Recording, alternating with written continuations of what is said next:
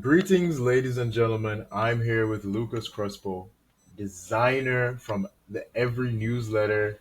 He's a past film student at and maker at SMU. He's been featured in the North Texas University Film Festival, a production designer in a few music videos, NFT enthusiast as well, from what I can tell, and an amazing writer. Lucas, thank you so much for coming on.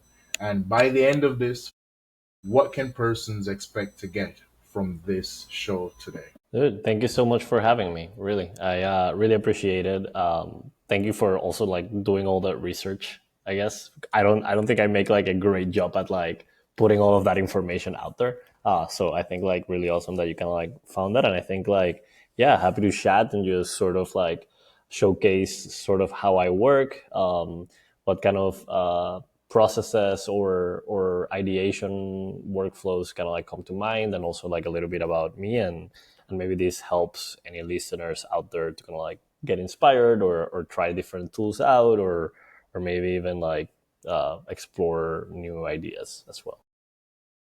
I love that, man. So let's start right away. I was reading through from, like you had mentioned a while ago, we spoke about before you came on, a lot of like your past articles, and in it you said something that was very interesting. You says, I refuse to accept the idea that some people are either left-brained or right-brained. The best graphic designers are experts in color and layout, as well as in measurement and aspect ratios.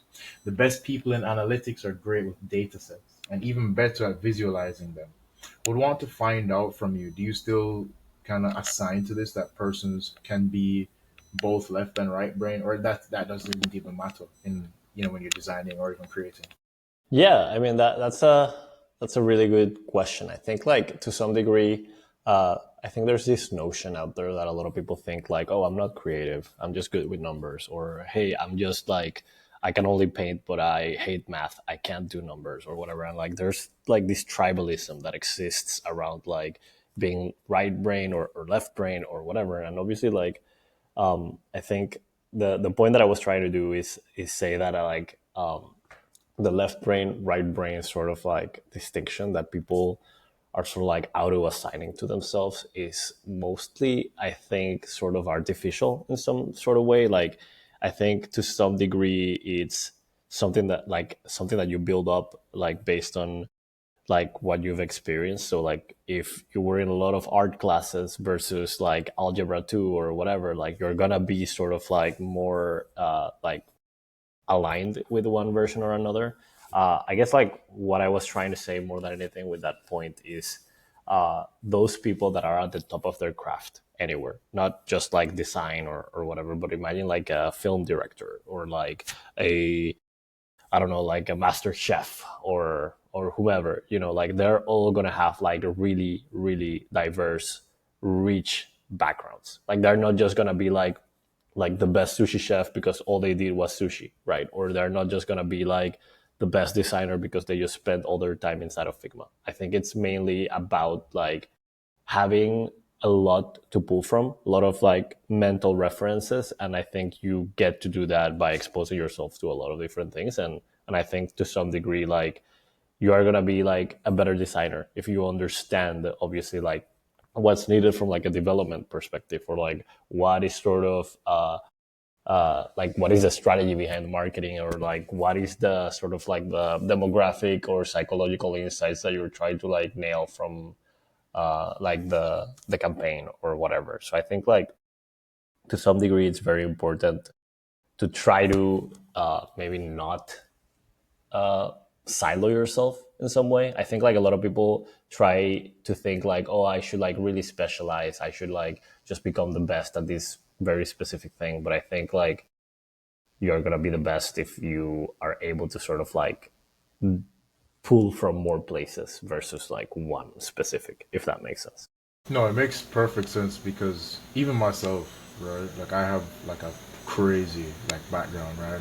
I started in data science and I went into Web3, then I was doing video editing and then I did Photoshop for some years and now here I am making content. And like it's funny because all of those experiences from before have kind of coalesced and merged into like who I am today.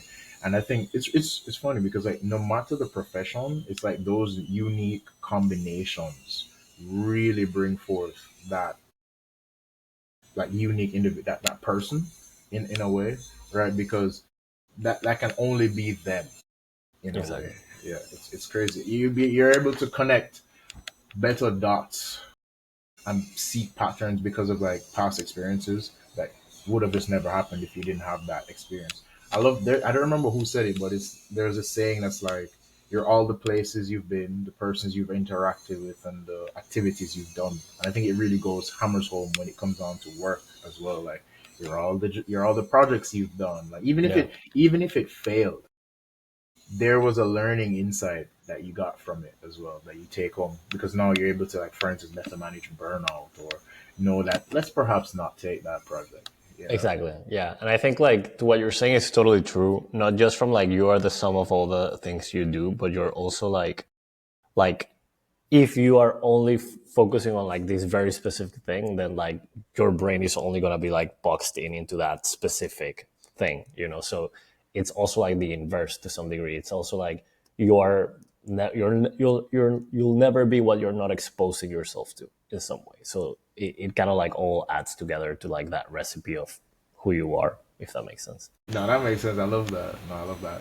You spoke about marketing campaigns and when you're defining like left brain, right brain. Like I was trying to get to like a definition of marketing. Would you say that it's like getting your good product service in front of people? Like how would you define marketing like with all your experience now?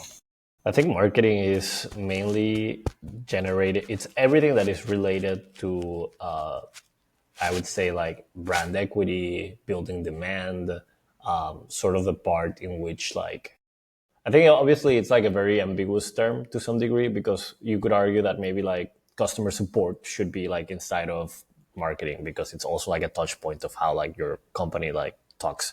Or you could also argue that like even the copy like inside of the product is also marketing. I think like there's many different camps around it. I think to me, marketing is any activity that is just related to like increasing any sort of the parts of like the funnel, right? Like either awareness, demand, conversions. Like when you're just trying to like use different levers to kind of like achieve that, I think that's marketing, and you can do that via like just posting relentlessly on social media, or you can do that by like buying a billboard, or you can do that by like hiring influencers. There's like millions of honestly ways to kind of like do that. Like marketing could just be like, let's test the different copy for like our button on our website, and we're just testing that. You know, like I think like to some degree, there is no like one definition. I think. It's very encompassing, you know, because it deals with so many facets. Like I'm running my own business now, man, and let me tell you, like it's kind of crazy because you have to deal with the copy, and then you have to deal with the social media, then the brand voice, and then the logos, and then the color scheme, and then the typography. It's like it go marketing is fueling almost every aspect of it like when you kind of think about it, you know. So I have a question for you now. How do you become the next liquid death then? How do you differentiate What do you within mean your own liquid market? death? There's a in one of your articles you spoke about the liquid death, the brand of water. Oh, liquid Yeah, death. Yeah, I yeah, get it, I get it. how do you differentiate and become the next liquid death? Because if marketing is so like deeply entrenched into what business is, how do we become different? Right. And I think like I think a good caveat or something good to like call out before jumping into answer that is that to some degree some brands should totally like do what they're doing, and sometimes they are fine like not having to like stand out. And I want to say that because I think like there's this conversation around like everybody has to like try to be different, etc., which I think it's true to some degree, but like I think also if everybody is like extremely different, obviously like that's extremely difficult also on the consumer to kind of like pick their brain. I do think to some degree that like in order to kind of like grab attention, because nowadays like a consumer, you, me, we are exposed to like millions of surfaces a day, like TikTok, the phone, the computer, email, billboards on the street. Like we're hyper saturated with content already. So obviously, like we tend to have this phenomenon that is called banner blindness, where you kind of like start ignoring or even not perceiving all the ads around you or all the marketing messages around you, etc. Because most of them sort of like blending together. Because most of them are things that you've seen some sort of variation at some point, or you've seen basically those ideas being repeated throughout time in some sort of variation. So having said that, I think like the way Liquid Death sort of was able to kind of like stand out, it's mainly at looking at the category as a whole. Like you can take a look at the whole category and sort of like find patterns really easily. Like if you look at the category of like water, water in a store, they're all sort of like talking about purity. They're all talking about like the source of the water and how like healthy it is. They're all talking about like maybe the mineral level of it, but they're all mainly talking about like the functional aspect of it and like the source. And that's the whole conversation around water, like forever. There's very few brands that are trying to do very different things like charcoal activated water or things like that, but that's changing the product. That's not marketing. Marketing is basically like you don't touch the product and then you try to see like how you make it stand out. So I think like what they did really well is they looked at the category, noticed that everybody was talking about a very specific type of way, which makes it so that like when you go to like a grocery store, all the waters are sort of like substitutes of each other and you can just grab any of them.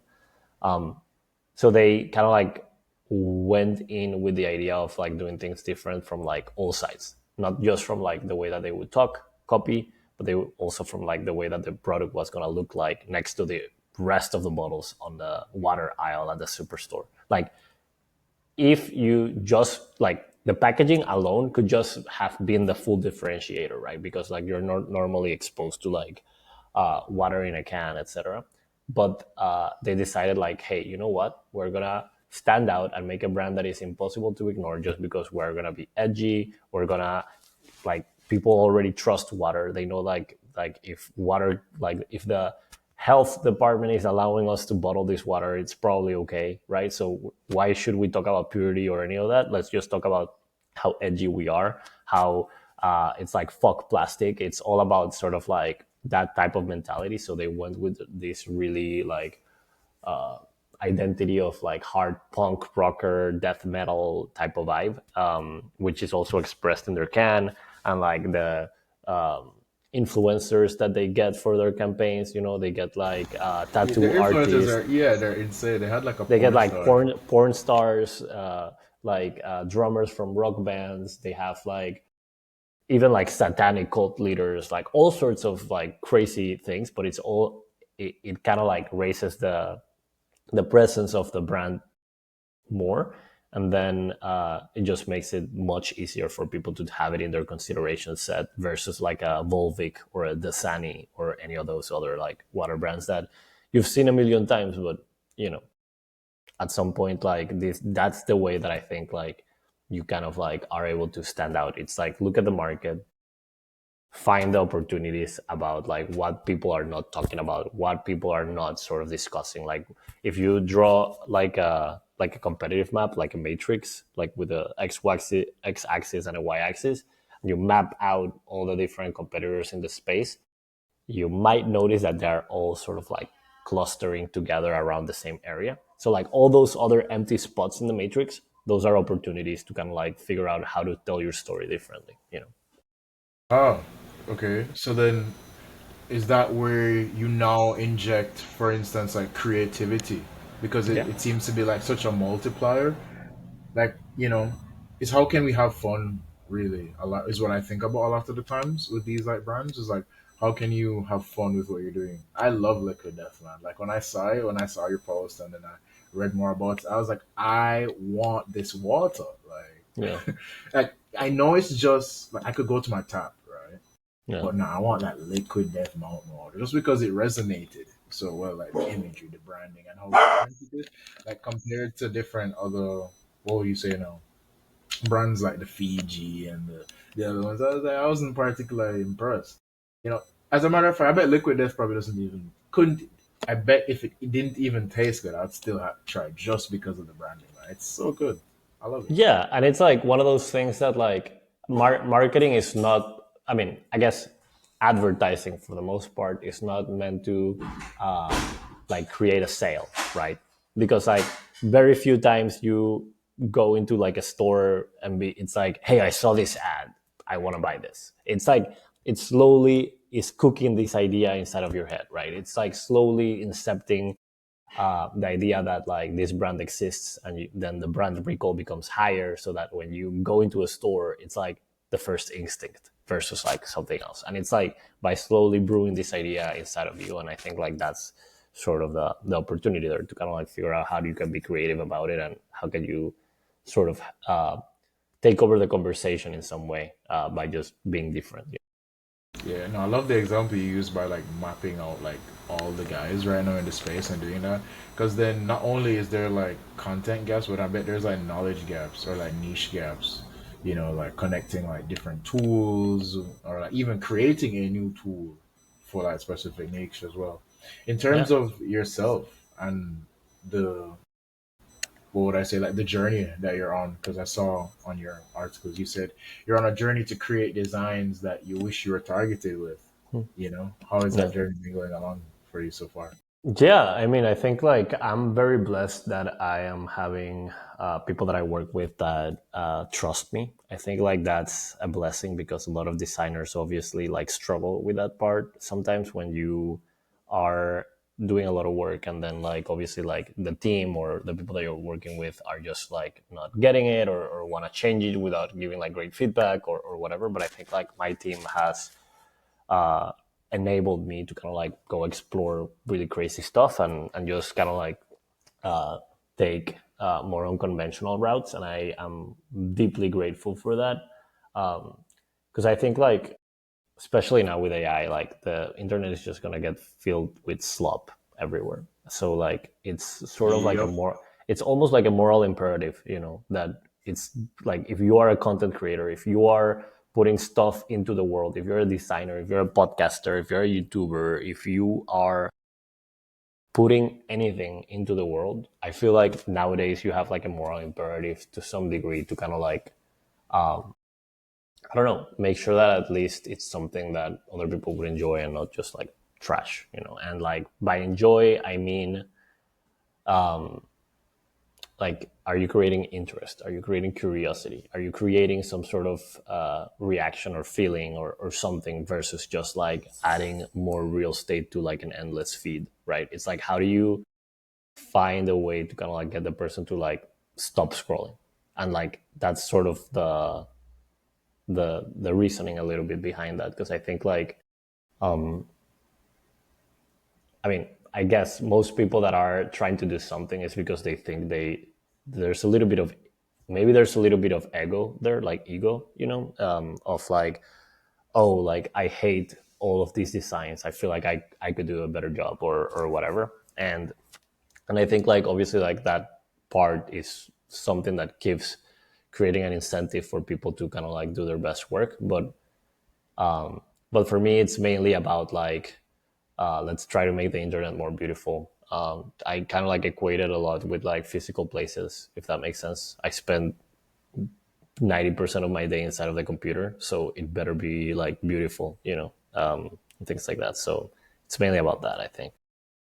No, I agree as well, man. Like the slop is incoming. Did you see the launch of Sora 2 like yesterday? Yeah, I've been playing with it so much. I already ran out of credits. It's insane. It's definitely like the infinite jest, but actually made real. It's crazy. Yeah, it's crazy. Like when I saw that, I was like, oh boy. I was like, this is getting a little real now. Like when like Sam Altman put himself in like that NASCAR Duxie, and I was like, oh, we're here. No, yeah, and like, and that, and this is not, and this is, the app is still invite only, which means that this hasn't like yet saturated Instagram or Facebook or any of that, but it's gonna happen, like less than a year, like your parents, your friends, your cousins, etc. People are just gonna be sharing like fake stuff all the time, and that's just they're not even gonna know they're sharing something fake. You know what I mean? That's the thing. Yeah. I think that's a huge thing as well. Like a lot of them aren't gonna even realize that it's fake. It's just gonna be like, oh, I'm built listing on Sora. Look, it's me and you at the park, or something crazy like that. Where do you see yourself, or where do you want to see yourself then at the end of your journey? You're 80, Lucas. You're in Jamaica with me. We're on the porch in Hanover. We're chilling on the beach side, and you turn to me, you're like, John, I think I did a damn good job. What would that look like for you, having designed so much art and created so many designs that you wish you were targeted with? What does that end look like for you, especially in the age of AI, where you can input yourself right now into a like cinematic sequence, right? I think like to me, I think like I will have felt good about myself, or be content at least if I feel like I did my best in trying to make the internet prettier. I think like the internet is like ugly right now because it's built by developers and things like that. Very few websites are like built with a with something designed beforehand, if that makes sense. Like most websites on the web were designed in code and they were only designed once, and things like that. And I think like to some degree, kind of like as you probably read, I come from like the advertising industry. A lot of the work that I used to do was very much like art direction and like trying to figure out how to make things look very pretty for like the brands that were putting themselves out there. But then like I started jumping more into tech and like building websites and working with startups, and I noticed that like very few people like either put a lot of effort into that, or cared enough about that, or wanted to invest money in that because they thought they could get it for like really cheap really quick on like with a freelancer on a weekend, or like their little cousin knows how to do it, or everybody has a cousin somewhere that knows how to use Canva, etc. So to some degree I think like that makes it so that a a lot of the websites out there are pretty similar because obviously like they follow similar UI and UX patterns, and they kind of like having the, I don't know, like the big CTA at the top right corner of the screen, or like the hamburger menu always in the same place, or all these sort of like patterns that are constant. And then like linear and like all those other companies kind of like including Apple sort of made minimalism sort of the standard of web design or digital design in general. And for some reason, I don't hate minimalism in any way. I think it's good, but it also sort of like became maybe like a mind virus where everything needs to be minimalist. Everything needs to be sort of like this way, right? And it sort of like propagates in a way in which like you see like a very beautiful website from Notion and you're like, oh, I want to make something like that. So it sort of accelerates the creation of like the sameness in the web. Like everything is starting to look very minimal, very lacking some sort of like heart or soul. Things are very sort of like templatey or similar, and that's happening by many reasons. But first is because you have like the good companies that you want to try to mimic, like the Notions of the world or Linears or whatever. Then you have people that are creating templates so that you can achieve that look faster. So like now you go into Frame or in Figma or whatever, and there's like templates already made for you so that you can keep pushing the sameness of the web out there. And then on top of that, you that's not it. But now with AI, like AI is trained on all of this sameness in the internet. So if you ask it to generate something, it's gonna generate something that it's somewhere already existing out there, and it's not something net new. And then on top of that, the AI is gonna get trained on the stuff that is getting put out into the world. So it's like a self-recursive loop where we're just kind of like in a hyper acceleration into like the sameness of the internet, and that's sort of like what I feel like my journey is all about. I guess it's about sort of like trying to fight that wave of sameness, and try to figure out a way in which like we can rescue these digital places, because there are places in a way like we spend a ton of time in Gmail, or we spend a ton of time inside of Slack or inside of YouTube or whatever. So what can we do to try to like make these spaces more enjoyable? Because like if you go into like a conference room or like a hospital or an airport and it's all like fluorescent lights, white floors, white walls, you're just like, get me out of here, I'm gonna go crazy, you know. And it's like, that's the web right now. That's how the internet works. And I think like ideally it would be awesome if you could from time to time run into a cathedral on the web or run into a museum or a gallery or like places that just feel more unique or interesting to look at, if that makes sense. No, that makes sense. Which is why I had even reached out to you in the first place because I noticed you're talking a lot about just that. Because I noticed it. Like, if have you ever like just used Lovable, Bolt, any of those? I mean, yeah, Yeah, it's yeah, there. yeah, they're awesome. Yeah, they're great. However, they suck at design, right? Like, if we're being honest there, like in terms of just creating that you know what I'm talking about, the purple pink gradient, the AI look. And you're so when you had said it before, I was just like, yeah, you're so right. Where AI right now in its current stage is just, oh boy, it's just producing not the best looking stuff. Like, you can almost And like you could argue that like 5 years ago or 6 years ago this would have been like great design, you know, or something like that. But yeah. it's like once you make it available for everybody and then it starts sort of like being everywhere, then obviously you don't want to do that anymore because it's like the obvious low hanging fruit. And like to some degree it's sort of good design in some way has like an expiration date, you know, like when everybody is able to kind of like replicate it and start doing it and then it starts like taking over the internet and it's everywhere, then it stops being good, if that makes sense. But that's maybe like a hot take, I'm not sure. No, that's very interesting. I've never heard that tape before. So are you saying, like, let's take Notion for example, because I think Notion is a great example. A lot of companies are based around like that Notion minimalist flat 2D like kind of design. Right now, I would say that they're dominating, and they have been for some time.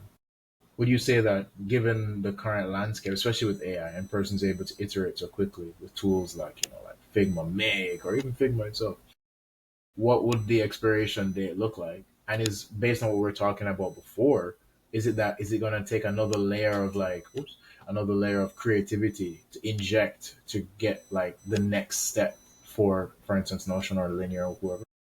Yeah, I mean, I think like there's an important sort of context first, which is that I think that like if you are the one that sort of became the reference, right? Like if you are the reference for everybody else, like you are the Notion or you are the Linear or you are the company that others are emulating in some sort of way, then you are not, I don't want to say like exempt from like having to like update your design or whatever. But if you think about it from the point of view again from like marketing or just from like differentiation in general, I like to think about it as like the seats inside of a bus. Like you enter a bus, you're inside of the bus, and everybody has a seat, but but two people cannot sit in the same seat, right? It's like every seat is for like each individual. If like another person is sitting on another person's seat, it's like, hey, that's my seat, you know, in some sort of way.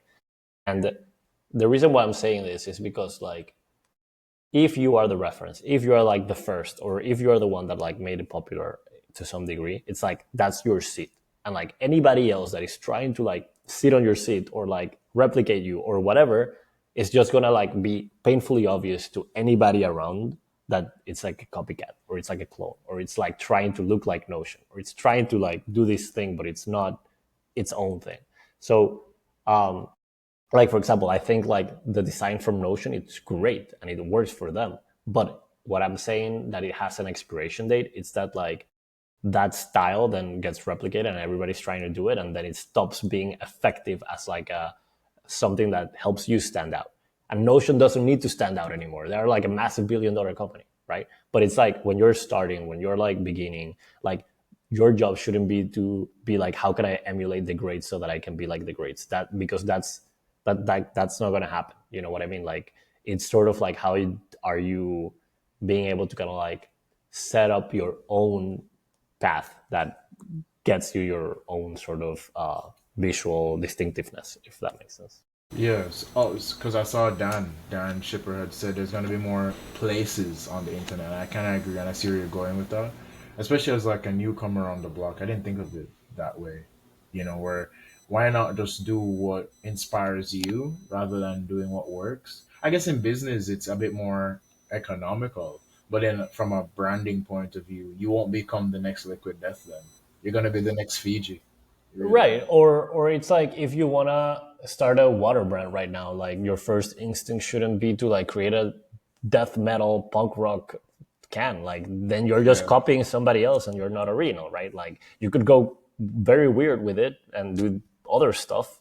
But I think like you can either try to do what others are doing, and that means blending in, which means disappearing and not being noticeable. Or you can just sort of like really try to emulate somebody else, and then you're just gonna look like a copycat, and it's not gonna really work. Or you're just gonna have to try to like do something very, very different. And I think like if all sort of decisions are sort of like baked like that from the beginning, I think it helps because from like economic case, you could argue both sides, right? From an economic case, like it makes sense to try to like emulate what works because like that's what the market is telling us, etc. But from an economic case, you could also say that like the cost of trying stuff out and creating stuff is basically zero now. So like, why not basically try to like be your own thing now that like designers are able to like work as if they were 10 designers and developers are able to work as if they were 10 developers. Like honestly, like we are in the age of abundance. So like from an economic case, I think like it really doesn't cost anything to like be different except like time and planning. Maybe like there's the time component to it, but I think like it's really not that expensive to be different. No, no, definitely. And plus, Notion did have like first movers advantage. They've been Exactly. here since like I was using Notion in high school, and that was almost a decade ago. So they've been about I think like 7 years now. Yeah, yeah, It's, it's a really established company, $1 billion. yeah, that's crazy, man. So in terms of more so on this side of things that I saw from like reading through, like just quick segue here. Like, did you ever try to make any of your art into an NFT when that was going on? Like, I'll have to know. I mean, I did try, but um, I don't know. Like I felt very weird by the whole like NFT era of the internet in general. I still have like weird feelings about it, but I think like I was doing a lot of graphic design back then, and I thought like, oh, might as well try to do some generative stuff. But I was mostly like trying to follow the flow. The I don't know. Like I was trying to follow like what everybody was doing and trying to see like how I could get a buck from like selling like art on the web. I paint in real life, like I do paintings or things like that. So I thought like, oh, might as well like actually try to sell them, because I've never sold any sort of art ever. And I don't know. I did try, maybe like a few sold. Maybe I earned like $15, something like that. Not a lot of money. Yeah, but like with gas fees or whatever, you're basically like under. Basically, you end up like losing money or something when you're not like selling that much. So I don't know, like till this day, I still feel weirded about NFTs because I'm still trying to figure out like what the actual use case of them are. Because I think like honestly, I think most people, it's like similar to the labubus. The labubus that people have like Yeah, hanging on yeah. their thing. It's like a status thing more than anything. I think for a lot of people, it's like, oh, I bought this one, so it's like a status thing, similar to like buying like an important painting. But then it's like of an ugly monkey, and then it's like, what are we telling ourselves as a society? And it's like, I don't know. I get it that it's a lot about storytelling and sort of the story of the project and stuff like that. But I don't know. I feel like for me the use case more for an NFT is more related to how can you like prove that something is unique. And I think that's maybe not that much 10,000 pieces of almost identical art. Like Yeah, it's yeah. sort of like contradictory in a sort of way where it's like, oh, we really care about being able to show that this is unique. So let's create 10,000 of this. And it's like, Ten and we can ten generate thousand. 10,000 more the next Yeah. day. And it's like, I don't know. It feels weird. and I still don't feel totally like I get it. But maybe I need somebody to educate me. I don't know. For sure. No, I was just curious because I saw the article on your page, so I was like, oh, I wonder if you tried. Because there, at one point, when I was neck deep into crypto as well, I tried to. Of course, everybody. I'm pretty sure everyone tried collectively at one point to cash in on that for sure. You mentioned that you're doing graphic design. At that time, were you still country hopping? Because before we started the pod, you said you're in Panama, man. Like, tell me, like, are you still Um, like going through the different countries and like working at different places? yeah, so like I grew up in Panama, born and raised here for 18 years. Then I went to do my university studies in the US. Ended up working in, I was in Dallas, Texas, doing my university stuff. Then I went to New York to work. COVID happened. And then basically after that, I moved back to Panama. Then I got a job at Chicago, so I moved to Chicago for like a while. Then met my wife, got married, and then moved to Milan, Italy, because she was doing like a master's degree. So I was just kind of like a stay-at-home husband, working remotely, Wow. obviously. Oh, And wow. then I'm yeah, jealous. and then just moved back to Panama. So I'm now in Panama until next notice. So not really sure what the next step of the journey will be. No, that's sick. And in terms of the graphic design, man, and or design as you do it now, like tell me and tell the viewers who are listening, and how do you leverage, you know, AI? Like, what's the workflow like, man? Yeah, totally. I think like there's AI is like very general. There's many ways to like use AI, from like text generation, image generation, to like workflows, automations, and things like that. Like I think it's a very sort of like broad term. I think eventually we'll just call it like productivity or whatever or something. I don't know. Like for example, Mhm. at every we do like a lot of articles every day. We have like a big strong media arm that is every day putting out long form pieces of content that are very well thought out and very well written, and it's like a whole team of editors that is sort of like handling all that sort of stuff.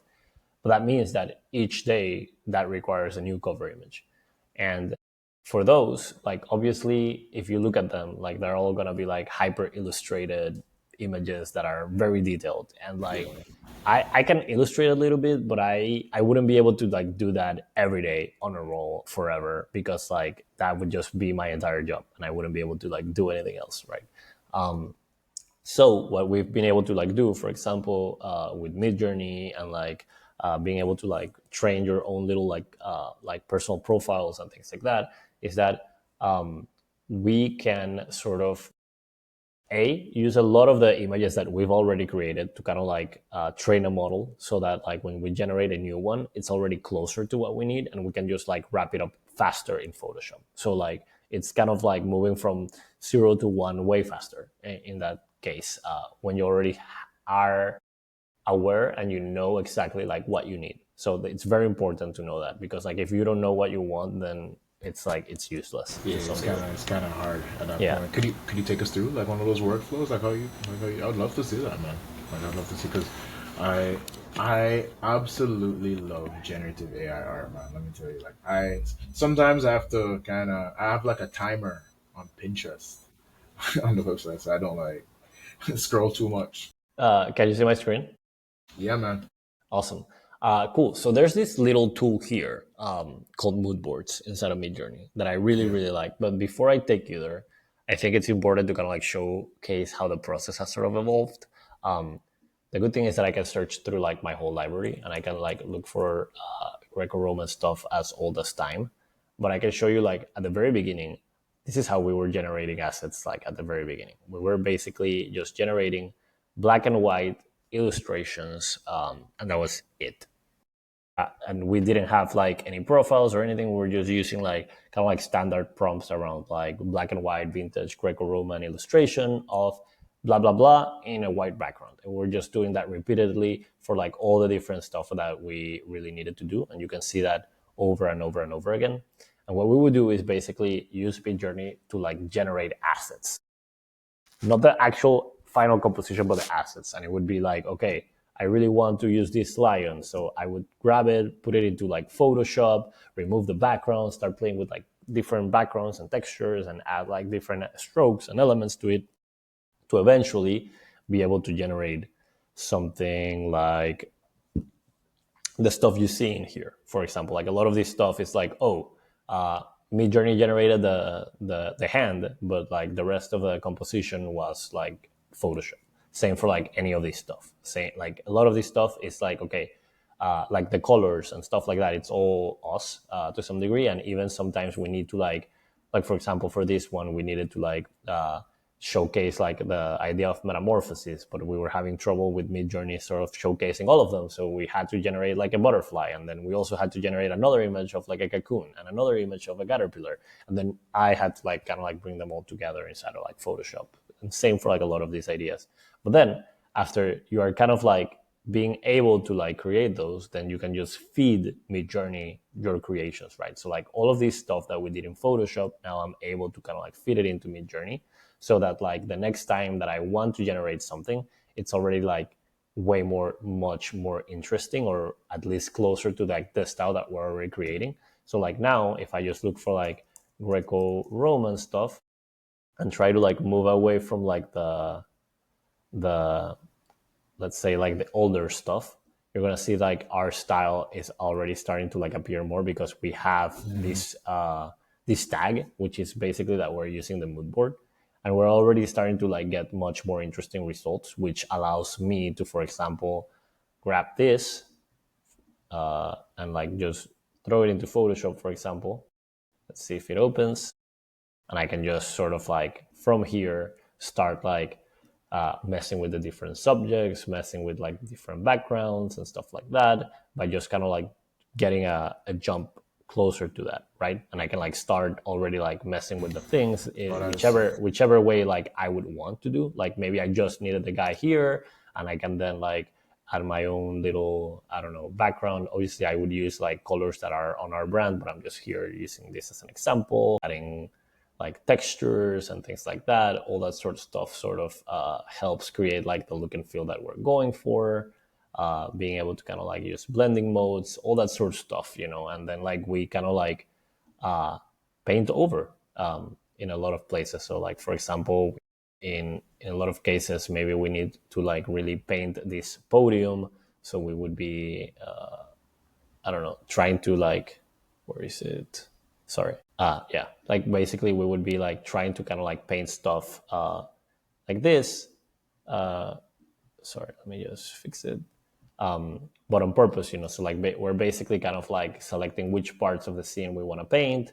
And actually like there's some manual work that still happens, but to some degree like AI just allows me to kind of like do this way faster. And that's just like one example of us using AI just for like image generation for like assets, and that's just the blog. But also for like ideation, I think Midjourney is also like pretty freaking excellent for that, because like as you said, like you might go into Pinterest or even Cosmos or any of those other platforms, but they all have like a feed similar to this. But what's really cool about Midjourney is that you can search for anything. Let's say like, oh, I want to see other Greco-Roman pop art illustrations and maybe get inspired. What's really cool about this is that if I end up finding something that I think it really works and looks really good, I can just copy the prompt, you know, and it makes it really easy to kind of like blend it with my own styles, because I can be using like the every style in it, etc., and kind of like move faster that way. Because like Pinterest, to some degree, lets you search, but it's like a search that is not really. It's mostly like visual ideas, but here basically you're not just getting the idea, but you're then able to like remix it and work from it and use it as a Yeah. starting point. And I think like that's super valuable, especially when you're trying to like do a lot of work. So I think like that's especially how I use Midjourney at times. That was a sick demonstration, because I do think that like with a lot of these AI tools, man, like the ROI for the productivity, just like you just showcased a while ago for just asset generation or even extending beyond that. right? Where it's we're even talking about like product placement as well. Oh, I think tools like these are so good as well. On Twitter, you had posted like like almost like a mock web design as well. It was so good. Like I would liked and I bookmarked it, and I just thought like, what goes into your mindset as you're going about creating like a web page? You know, as you go about and you design and you go through like, what's your framework for design? To how do you curate taste? You know, like we spoke about before. You know what I'm saying? Like we're trying to create more places on the internet, and we're trying to inject that creativity in order to have less slop. What's your de-slopification process? Yeah, I mean, I think like I don't know if I have like a super concrete answer for that, but I think like at least I could share my screen. Like at least from Yeah, the for sure. process of like designing a website, like we knew from the beginning. Where's Figma? Here. Like if you go to like the Cora landing page right now, this is kind of like what you're gonna see. And to some degree, you we knew that we really wanted to like make something that felt different from Gmail. We wanted to make it feel like something you wanted to kind of like go and like spend some time in and actually create a place. So we really kind of like played around with a few visual ideas and metaphors. Like the one that we were really loving it was this idea of like how can we make it something that you want to like stare at, like you want to look at it. And we kind of like ended up with this idea of like oil paintings because that's kind of like what you do in a museum. You kind of like those are the things that get you closer to them. You kind of like want to look at the textures, the brush strokes, those types of things.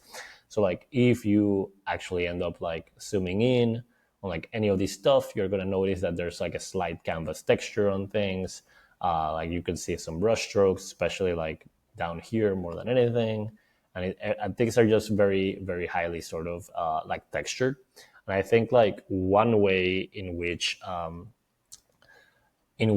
you can sort of like create something that just feels more distinct is by pulling references from outside like what you've seen, right? Because like I could have just gone and seen like how does superhuman or how do the other like email tools sort of like showcase themselves, and that's useful, but I think only useful to like know what not to do, if that makes sense, not Yeah, sort of yeah, yeah. as a direction of what you want to do. So I think like what really helps is to look outside of like what you're doing, right? So like I was looking at paintings, I was looking at like impressionism, things like that.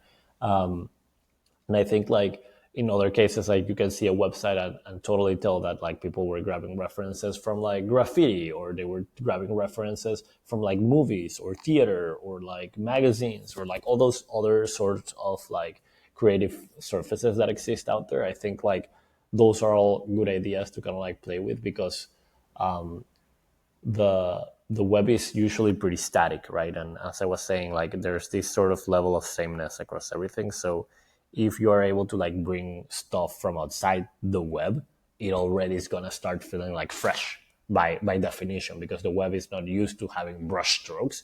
The web is not used to having graffiti. The web is not used to having like light or shadows, like even though shadows are more used now than before, or Yeah. clouds too, like now they are becoming like super sort of like the thing that people tend to do. So like now I would probably, if I had to like redo the website, I probably wouldn't want to go with clouds now because it's just like such an overused motif. But I think like that's sort of the way that I would think about it. Because, like for example, we used AI to create like all these backdrops. We used AI to kind of like come up with a little bit of like what the text in some animations should say, or like for example, like I think like a very good useful case of AI is also like placeholder text, things Oh, like that, because definitely. it's very difficult to design when you don't know what you're designing for. But if you have like anything to work on, I think that all helps. And yeah, and I think like a lot of this website was very complicated to make because we have a lot of like really crazy animations. You can see them. Can you still Oh, see my I screen? know. Yeah, I can see your screen. I'm actually a Core user Oh, myself, so nice, nice, nice. yeah, Well, yeah. always let us know your thoughts. But this was like very complicated to make. But with like AI, we were able to kind of like map out like the animations and the storyboards and sort of like what should be what, and Like even like little things, like just like the stamp, Yeah, no, like I love it. It's such subtle attention to detail, man. yeah. And I think like those are the things that help you sort of like stand out, because like we could have easily just made like a minimalist white black and white page that says all of the same information, but it wouldn't have been as impactful. So I think like it's mainly about like being able to bring things from outside. So like we were thinking about stamps. You know, like you don't usually see stamps on a website. You don't usually see a logo that is like a stamp, you know, and things like that. So we were just kind of like really trying to play and be playful around it, and I think that that just like helps in general when you're trying to do that type of stuff. It's like how can you inject stuff from outside, add little details and little things here and there that feel special and make things feel magical. And I think like that'll just create for a better experience for the users.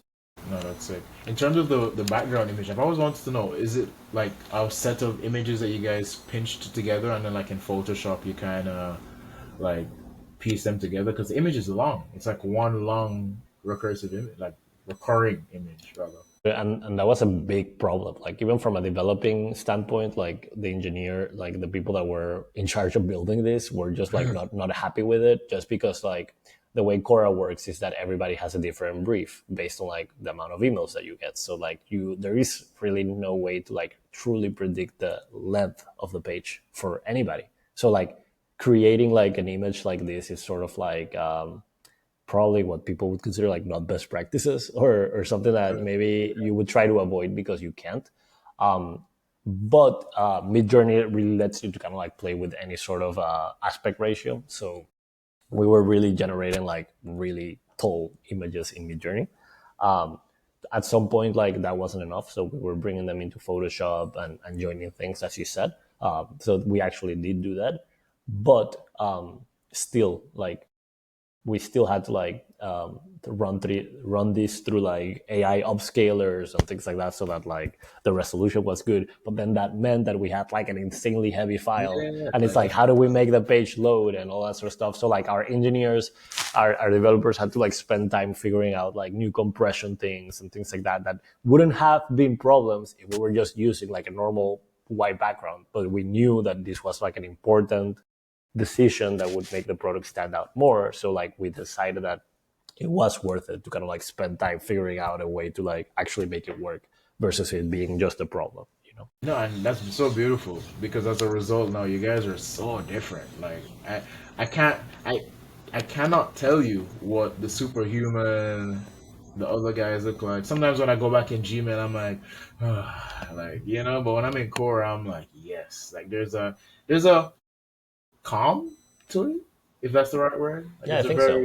it's a very just peaceful, especially like when you hit that brief zero or inbox zero, whatever. Yeah, no, man, You know, love it, love this I'm glad page. you like it.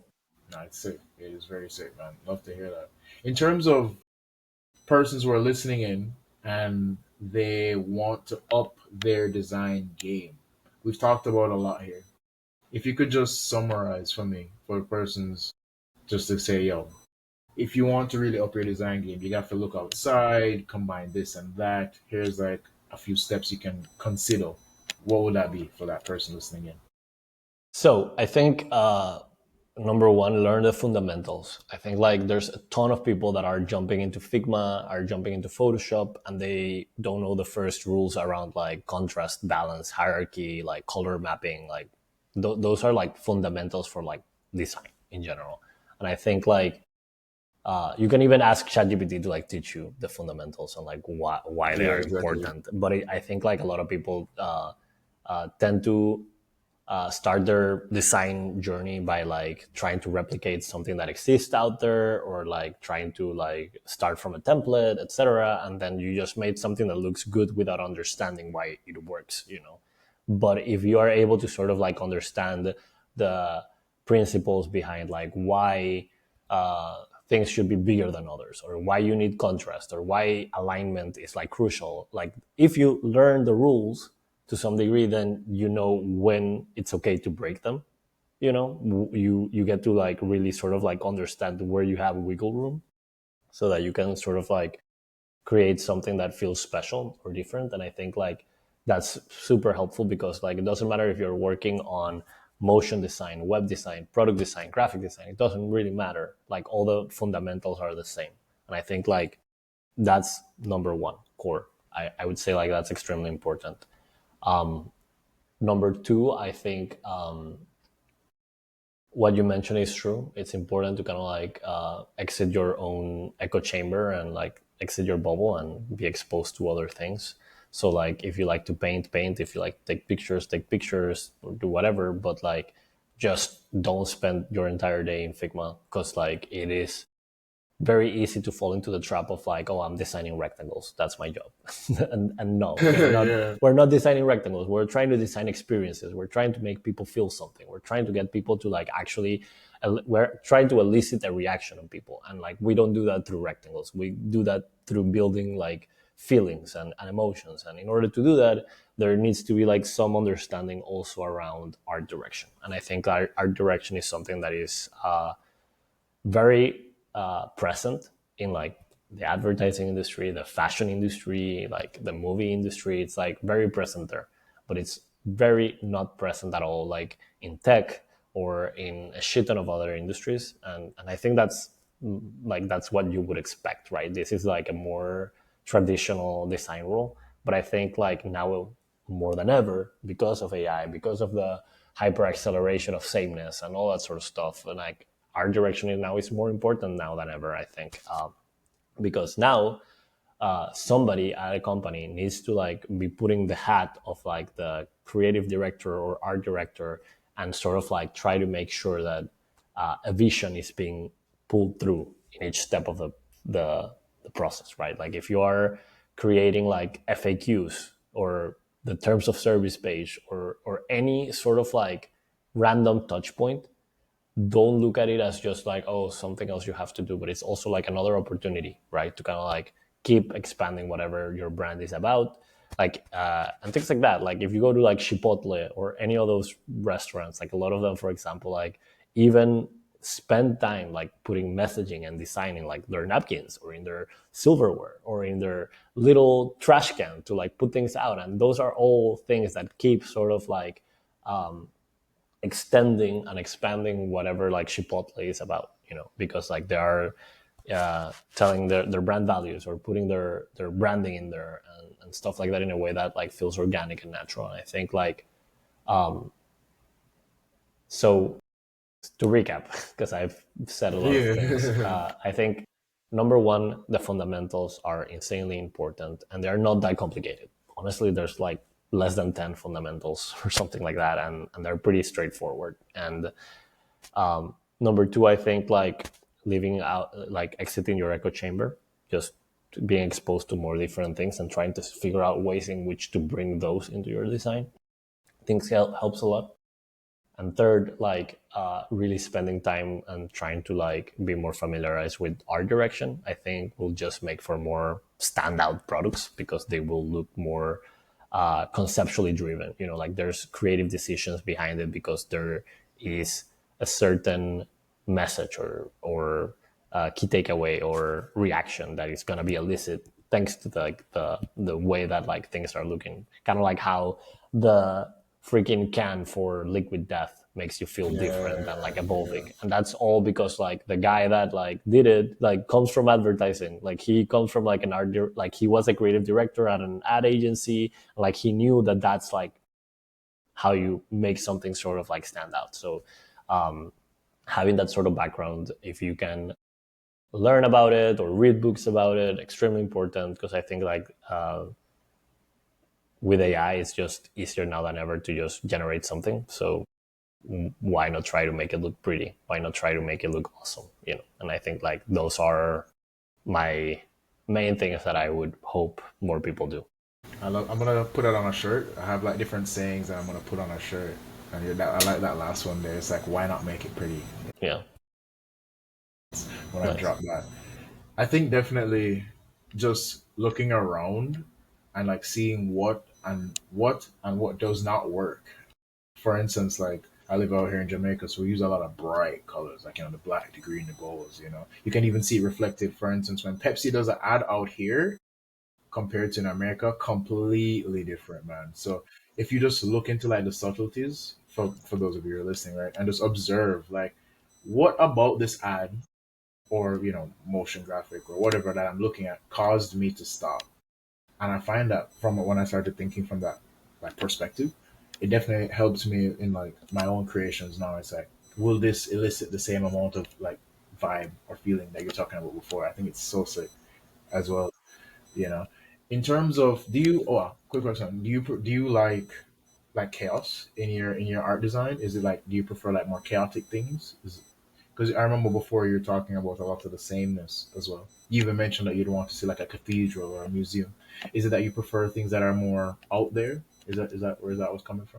I think I'm just getting bored. You know, I think it's I think it's mainly about that. I think it's it's not that I prefer chaos. I think it's just like I like what I'm seeing. I've seen it a million times, and just as a self-proclaimed creative person or whatever, I don't like seeing that or like spending time there, etc. So like, if there's anything that I can do to try to like decorate the spaces and make them feel like more warm, like I think like that's important in terms of like chaos or messiness. I mean, I'm a mess. If you go into any of my Figma files, they are extremely messy. I'm not the best at handing off files to developers and things like that, in terms of like making them super simple.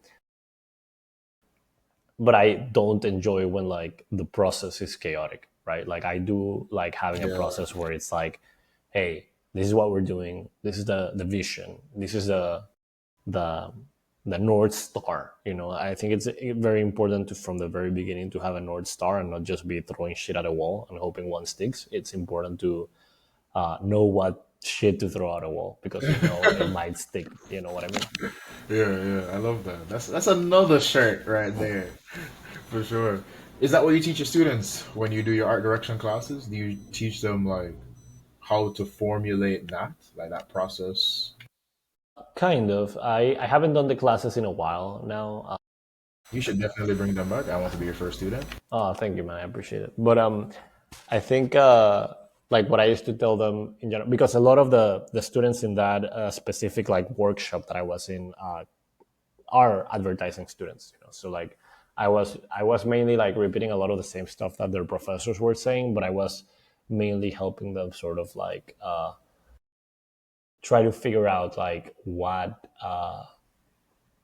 new stuff to add to their book, right? Because like the problem with obviously like being fresh out of college is that your book is purely fictional, right? And I think like that helps in some ways, but it also limits in some ways because the when it's fake, there's no limitations, so you can really kind of like showcase your creativity and like really go out with like whatever the work should be.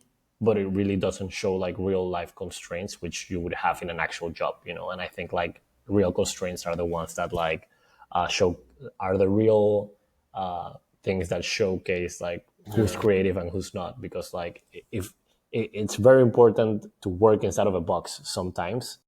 You have to like set, like people tell you to like think outside of the box, but like I think like it's important to like draw yourself the box and then like go crazy inside of it.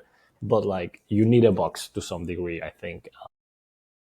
And that's maybe a lot of what I told them, that it's important to like really sort of put your limits. Like, okay, if it's not doing this, it doesn't work. If it's not achieving this reaction, it doesn't work. If it's not X or Y or Z, like create a box, or like a set of limits or rules specifically.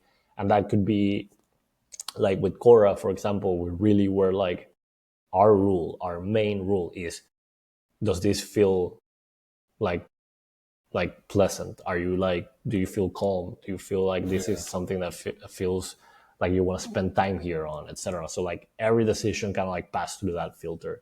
And I think like if you kind of like set up those rules or guiding principles from the very beginning, making decisions later becomes easier, because then you are just like wait. If you don't do that, you are weighting decisions against each other without really knowing like what works best. But I think like if you have a clear goal in mind, then like it'll be easier to kind of like make decisions and do better work. No, I think so as well. Like I practice Brazilian jiu-jitsu, and we have this system at my gym, my Ruthless Sports Academy. We have it's called the constraints-led approach, where instead of the typical drilling, like we put our students, I put my students right in a particular position. I give them a task objective to focus on within a specific constraint, and you find that the learning that happens and occurs is so much better. So in the same vein, I do think that giving yourself creative freedom within a space, especially as it comes on to work, right? Like you're gonna have to deliver in like 2 weeks or 3 weeks, you know. So definitely having those constraints do help. I see it in my own students, you know, and I can definitely understand it how it would translate very, very well. Yeah, I think so. Lucas, thank you for coming on You, Me, and Tech and dropping the sauce, man. Where can people find you on the internet? You can find me on X under Lucas underscore Crespo, or in LinkedIn as Lucas Crespo. And yeah, I would say reach out to me if you want to chat. More than happy to talk with anybody. And yeah, that would be the best way to find me. Thank you so much for being such an amazing, amazing person coming on, man. Showcasing how to design, how to create taste in the tasteless age of AI, right? Let's Totally, stop. Let's totally, stop. Thank you totally, so much for totally. coming Thank on. you so much for inviting me, man. And let's do this again soon. See you later.